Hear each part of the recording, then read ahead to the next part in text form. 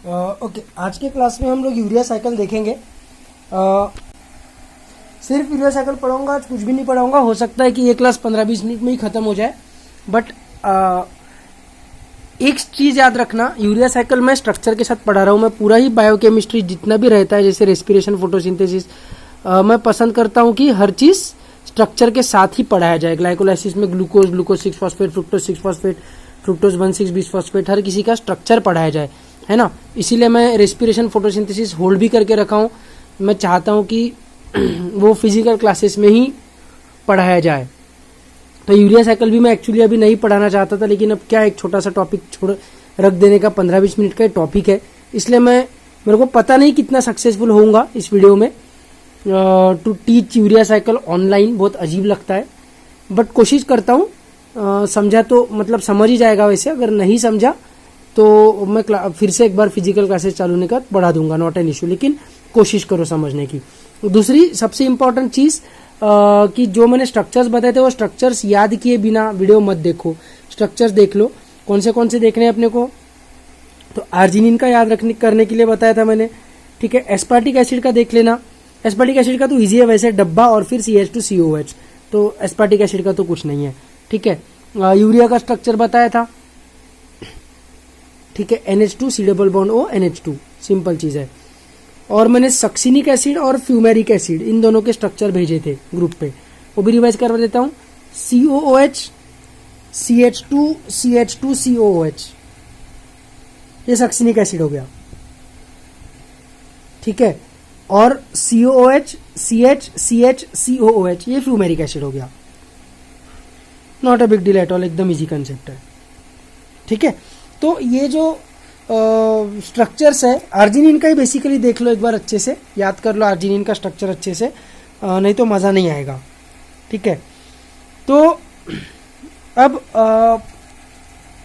Urea cycle में करते क्या है अपन, तो अपन अमोनिया को यूरिया में कन्वर्ट करते हैं, है ना। अमोनिया कहाँ से आया, तो अमीनो एसिड से आया। अमीनो एसिड जो है उनका मेटाबॉलिज्म लीवर में ही होता है, तो लीवर में जो अमीनो एसिड्स रहते हैं उनका जो NH2 है वो यूजअप हो जाता है दूसरी चीज़ों के लिए, जैसे वाइटल अमीन्स या नाइट्रोजिनस बेसेस, इधर उधर कहीं ना कहीं बहुत सारी चीज़ें रहती है, बहुत कॉम्प्लेक्स है। कहीं ना कहीं यूजअप हो जाता है, लेकिन जो बचा हुआ अमोनिया रहता है उसको अपने को यूरिया में कन्वर्ट करना है, क्योंकि अपने को पता है कि अमीनो एसिड का मेटाबॉलिज्म लीवर में चल रहा है, जैसा कि मैंने अभी बोला। और उससे जो बचा हुआ अमोनिया रहेगा, एक्सेस अमोनिया रहेगा, उसको बाहर फेंकने का काम किडनी करेगी।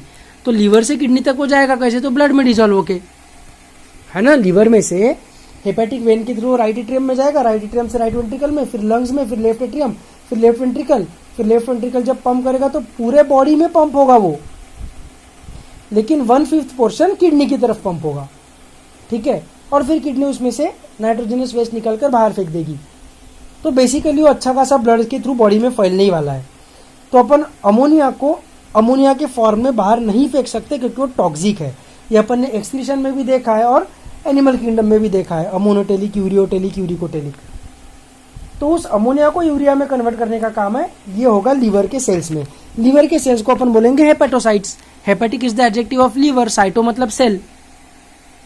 तो हेपेटोसाइट्स का mitochondria as well as hepatocytes का साइटोसोल, ऐसे दो रीजन्स में ये यूरिया साइकिल होता है, ठीक है। तो let us see the cycle. अब इस साइकिल को अपन ने दो पार्ट्स में डिवाइड किया हुआ है। ये जो लाइन है, इसके इधर वाला माइटोकॉन्ड्रिया, इसके इधर वाला साइटोसोल है, ठीक है। अब पहले अपन देखते हैं कि माइटोकॉन्ड्रियन में क्या होता है। तो माइटोकॉन्ड्रियन में आया सबसे पहले अमोनिया, ठीक है। ये अमोनियम आयन के फॉर्म में एग्जिस्ट करता है, इसलिए अपन ने NH3 से बेहतर NH4+ लिखा है। बाकी 11-12 के लेवल पे, एक्चुअली 11-12 के लेवल पे तो NCERT ने यूरिया साइकिल बस एक टर्म यूज किया होगा, वो भी मेरे को याद नहीं चैप्टर में किया है क्या। अभी कल मैं NCERT रीडिंग वाला वीडियो डालूंगा एक्सक्रीशन का, तो उसमें देखते हैं यूरिया साइकिल टर्म यूज किया होगा ज्यादा से ज्यादा, उससे ज्यादा कुछ नहीं। यूरिया साइकिल एक्सप्लेन वगैरह तो किया नहीं है, ठीक है। अपन यूरिया साइकिल उसमें तो पढ़ ही रहे, ऊपर से स्ट्रक्चर बना के पढ़ रहे, उसमें से भी इधर NH3 लिखा तो कुछ फर्क नहीं पड़ने वाला, लेकिन जितना ज्यादा साइंटिफिक हो सके उतना बेटर, इसलिए मैं ऐसा बना रहा हूँ, बाकी इतना कुछ उसका इशू नहीं है। 11th-12th के लेवल पे अपने को इतना टेंशन लेने का नहीं है। तो NH4+ मतलब अमोनियम आयन रिएक्ट होगा CO2 के साथ, कार्बन डाइऑक्साइड के साथ। कार्बन डाइऑक्साइड है ये, बिल्कुल कार्बन डाइऑक्साइड है ये, बिल्कुल ये कार्बन डाइऑक्साइड है। CO2 plus H2O gives us H2CO3। याद आ रहा है क्या कुछ? Breathing and exchange of gases. Then H2CO3 splits into H+ and HCO3-। तो HCO3- में ये CO2 है ना, तो अपन इसको वैसे ये बाइकार्बोनेट आयन है लेकिन कार्बन डाइऑक्साइड, ठीक है। मतलब अब ये अमोनिया भी कौन सा अमोनिया है ना, तो ammonia plus carbon dioxide reacts, पर रियलिटी में वो कार्बन डाइऑक्साइड CO2 के फॉर्म में नहीं रहता है, HCO3- के फॉर्म में रहता है। रियलिटी में अमोनिया NH4+ के फॉर्म में रहता है। बाकी तुमने अमोनिया प्लस CO2 रिएक्ट बोला तो भी कोई गलत नहीं है, ठीक है। रिएक्ट होगा और रिएक्ट होके ये दोनों एक दूसरे को चिपक जाएंगे और कुछ नहीं है। NH4+ और HCO3- एक दूसरे को चिपक जाएंगे। इस C के नीचे मैंने ऐसा इसलिए करके रखा हुआ है because I want to show you कि ये C कहाँ पर जाएगा, ठीक है। तो समझने के लिए वो आसान जाता है। अब 2 ATP आएंगे, 2 ADP में कन्वर्ट हो गए, 2 ATPs टूटे 2 ADP में, तो फिर इनऑर्गेनिक फॉस्फेट भी तो 2 बनने चाहिए ना, लेकिन इनऑर्गेनिक फॉस्फेट एक ही लिखा हुआ है यहाँ पर। क्यों? क्योंकि दूसरा वाला इनऑर्गेनिक फॉस्फेट रिएक्शन के अंदर चले गया, दूसरा वाला इनऑर्गेनिक फॉस्फेट रिएक्शन के अंदर चले गया, ठीक है। देखो क्या हुआ, अमोनिया का NH2, ठीक है, इसका CO2, इसका CO2, लेकिन CO2 की एक वैलेंसी खाली है, ये O की मतलब, और उसके मदद से किसको अटैच हो गया? फॉस्फोरिक एसिड को। ये फॉस्फोरिक एसिड कहाँ से आया? ATP के टूटने से। तो एक ATP को तोड़ा, फॉस्फोरिक एसिड जो था वो इस पे चिपका दिया, दूसरे ATP को तोड़ा, उससे फॉस्फोरिक एसिड निकला, वो नहीं चिपका, तो ADP 2 बन गए, लेकिन फॉस्फोरिक एसिड अपने को फ्री वाला एक ही मिलेगा क्योंकि दूसरा वाला फॉस्फोरिक एसिड रिएक्शन में चले गया है। यहाँ पर तात्पर्य ये है कि ये रिएक्शन थर्मोडायनेमिक्स के पॉइंट ऑफ व्यू से इतनी अनफेवरेबल है कि उसको उस रिएक्शन को करने के लिए अपने को बहुत ज्यादा एनर्जी लगती है। तो कितनी एनर्जी? तो एक ATP की एनर्जी से अपनी काम नहीं चलता है, अपने को 2 ATP फोड़ने पड़ते हैं, तो 2 ATP के लेवल की एनर्जी अपने को लगती है, ठीक है, समझ में आ रहा है। दूसरी बात, एंजाइम के जो नाम रहते हैं ना, एंजाइम के नाम में सिंथेज और सिंथेटेज ऐसा कभी कभी आता है। अगेन 11th-12th के लेवल पे अपने को इतना टेंशन नहीं है, लेकिन बता देता हूँ, रेस्पिरेशन में काम में आएगा और पता रहने में क्या प्रॉब्लम है, ठीक है। जितना ज्यादा इंफॉर्मेशन रहा उतना बेटर। सिंथेटेज कब यूज करते हैं और सिंथेज कब यूज करते हैं? तो जब ATP यूज हो रहा है, एनर्जी यूज हो रही है, तब अपन उसको सिंथेटेज बोलते हैं। तो इसलिए मैंने यहाँ पर इस एंजाइम का नाम लिख दिया है। क्या सिंथेसाइज कर रहा है ये एंजाइम? तो देखो, carbon dioxide CO2 and Amin NH2 और फॉस्फोरिक एसिड। तो ये क्या बना रहा है? ये बना रहा है कार्बोमोइल फॉस्फेट, कार्बोमोइल फॉस्फेट, कार्बोअमोइल फॉस्फेट, है ना, कार्बोअमोइल फॉस्फेट, तो होगा कार्बोमोइल फॉस्फेट। तो जो एंजाइम रहेगा जो कार्बो और अमाइन को रिएक्ट करेगा, फॉस्फेट के साथ जोड़ेगा, उस एंजाइम का नाम क्या रहेगा? कार्बोमोइल फॉस्फेट सिंथेटेज। सिंथेटेज क्यों, सिंथेज क्यों नहीं? क्योंकि ATP यूज हो रहा है। और ये 1 क्या है? तो ये आइसोजाइम है, मतलब इसके अलग अलग आइसोमर्स रहते हैं इस एंजाइम के, सभी का काम वही रहेगा, काम सबका वही रहेगा, लेकिन अलग अलग उसके आइसोजाइम्स, उनको आइसोजाइम्स बोलते हैं, आइसोमर से अच्छा आइसोजाइम। तो ये कार्बोमोइल फॉस्फेट सिंथेटेज 1 वाला अपने को लीवर में मिलता है, ह्यूमन लीवर में, ठीक है, वर्टिब्रेट लीवर में, इसलिए कार्बोमोइल फॉस्फेट सिंथेटेज 1 लिखा हुआ है, ठीक है। तो ये कोई एग्जाम में नहीं पूछेगा, लेकिन सिंथेज और सिंथेटेज का डिफरेंस क्या है वो बताने के लिए मैंने यहाँ पर एंजाइम का नाम लिखा है, बाकी आगे मैंने एंजाइम के नाम नहीं लिखे हैं। तो ये बन गया अपने पास कार्बोमोइल फॉस्फेट, ठीक है, इसमें कोई इशू अपने को नहीं होना चाहिए, सिंपल सी कंसेप्ट है।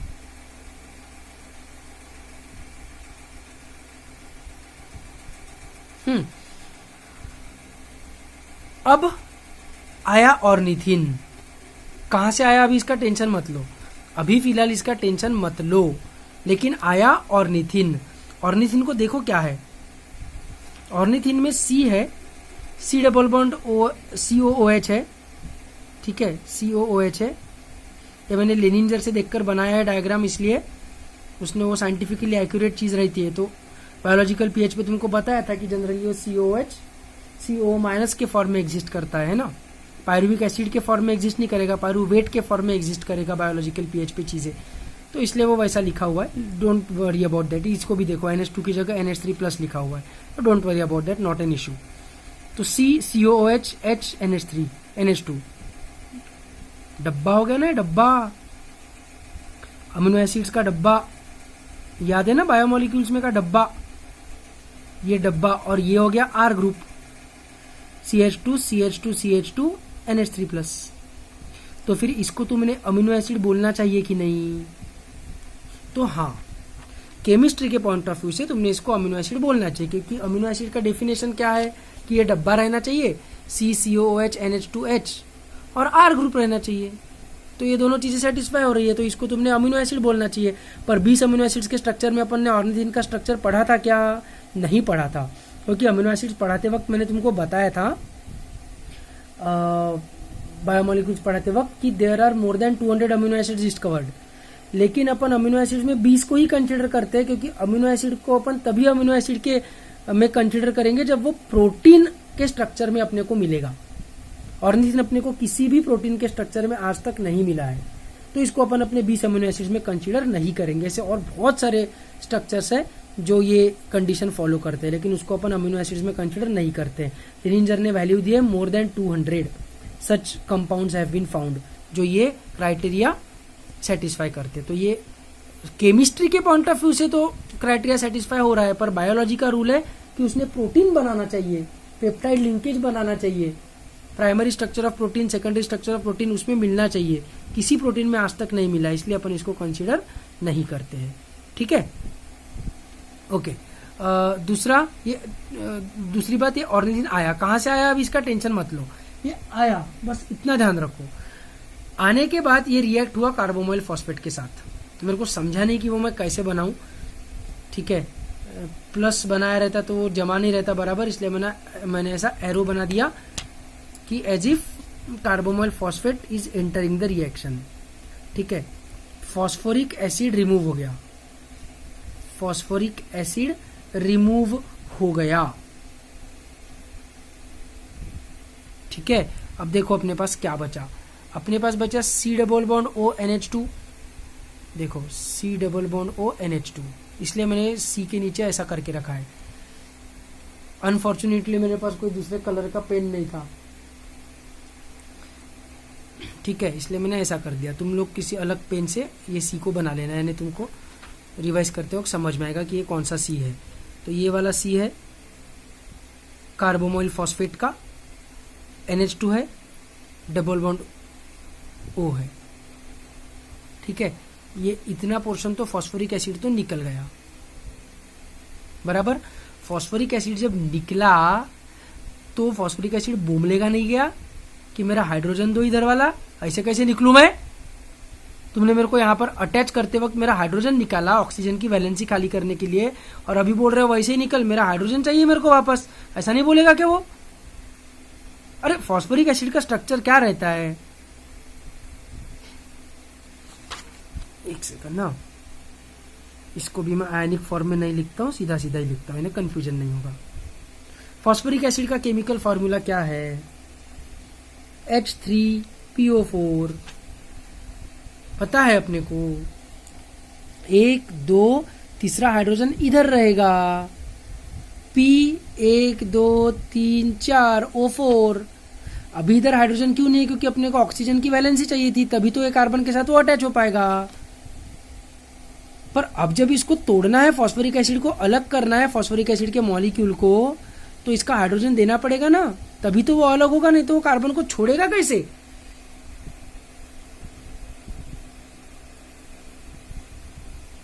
एकदम ही ऑब्वियस, एकदम ही कॉमन सेंस वाली बात है। तो वो हाइड्रोजन उसको कहां से मिलेगा? वो हाइड्रोजन उसको कहाँ से मिलेगा? वो हाइड्रोजन उसको मिलेगा ऑर्निथिन से।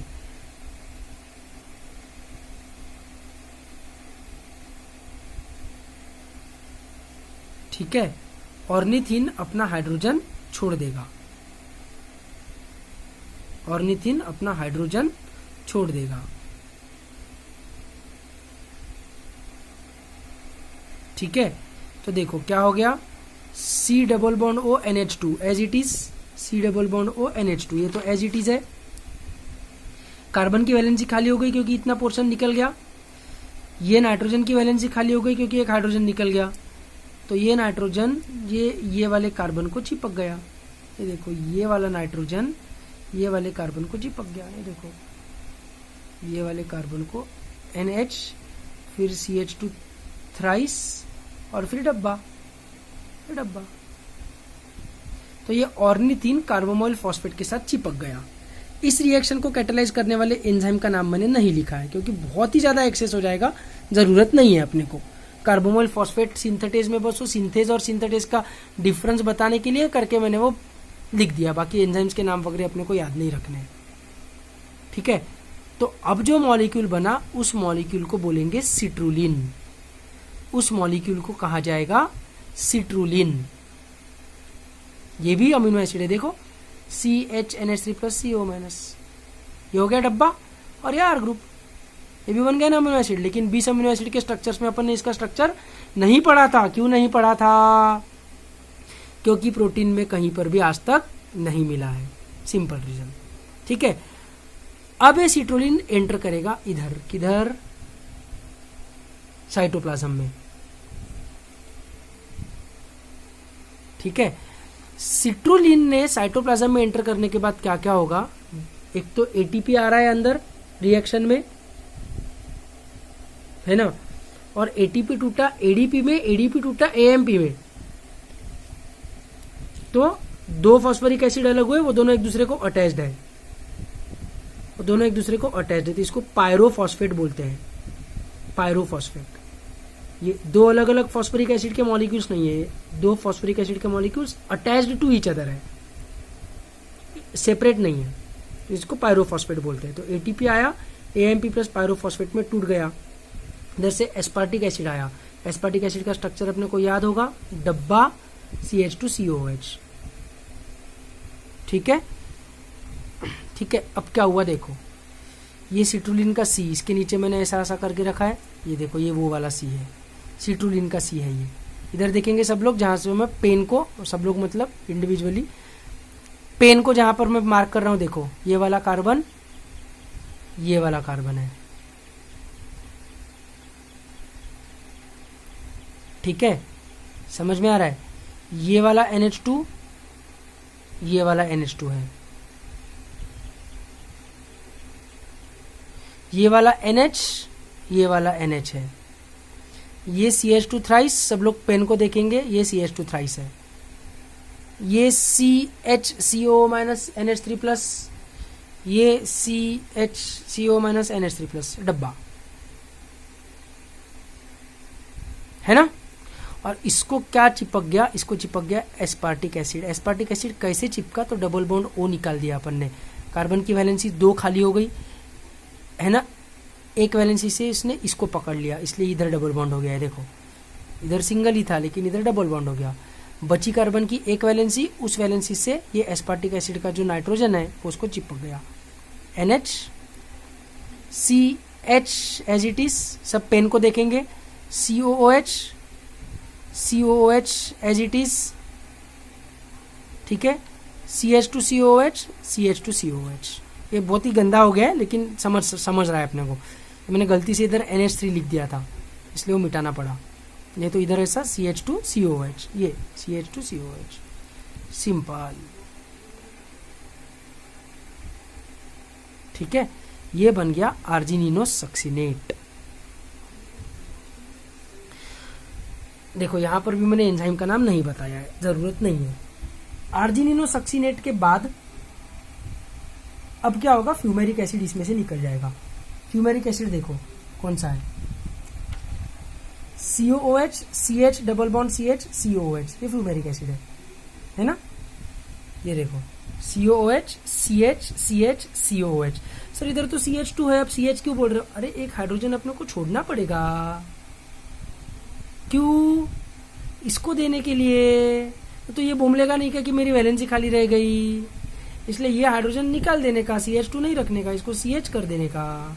ये देखो CH है, CH2 है क्या?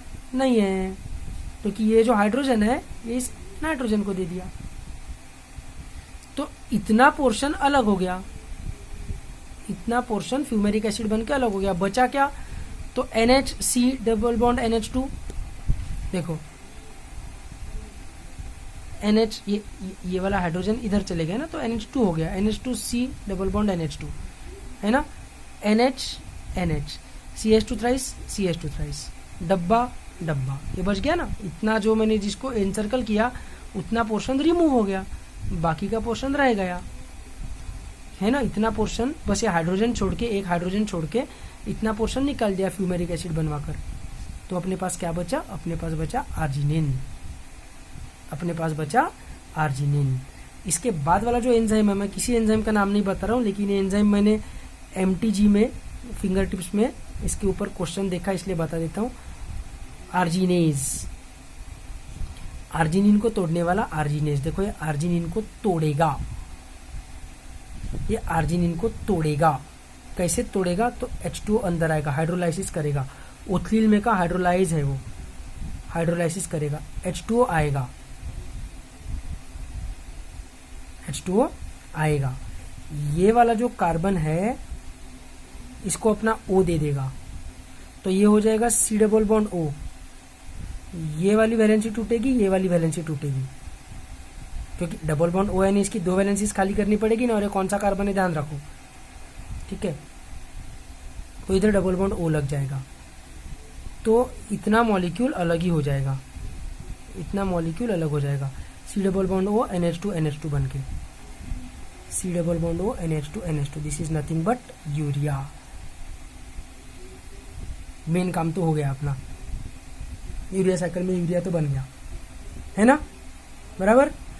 लेकिन अपने पास अभी भी हाइड्रोजन बचा है H2O का, हाइड्रोजन खत्म नहीं हुआ है अपना, तो उसकी अपने को चिंता नहीं है। वैसे भी इधर NH ही था, तो इसको अपन ने हाइड्रोजन दे दिया H2O का। तो अब अपने पास क्या बचेगा? अब अपने पास डब्बा CH2 whole thrice NH3 plus ऐसा बचेगा, देख लो, डब्बा CH2 thrice NH3 plus, this is nothing but ornithine. तो यहाँ पर जो ऑर्निथिन बनेगा वो कहाँ जाएगा? माइटोकॉन्ड्रियन में। नेक्स्ट साइकिल वाले कार्बोमोल फॉस्फेट के साथ रिएक्ट करके सिट्रुलिन बनाएगा, सिट्रुलिन आएगा साइटोप्लाज्म में, एस्पार्टिक एसिड और ATP के साथ रिएक्ट करके आर्जिनिनोसक्सिनेट बनाएगा, आर्जिनिनोसक्सिनेट में से फ्यूमेरिक एसिड निकल जाएगा, तो फ्यूमेरिक एसिड निकल जाएगा तो बच जाएगा आर्जिनिन अमीनो एसिड। इस अमीनो एसिड को अपन तोड़ेंगे, हाइड्रोलाइसिस करेंगे, तो यूरिया अलग हो जाएगा और बन जाएगा ऑर्निथिन। ये ऑर्निथिन फिर से जाएगा माइटोकॉन्ड्रियन में, किसके? हेपेटोसाइट के। क्या सिंपल है। और ये बन गया अपना हीरो, जिसके लिए सब मरमर चल रही थी, यूरिया। देखो एक यूरिया का मॉलिक्यूल बनाने के लिए अपने को 2 ATP इधर, 1 ATP इधर, 3 ATP खर्च करने पड़े, है ना।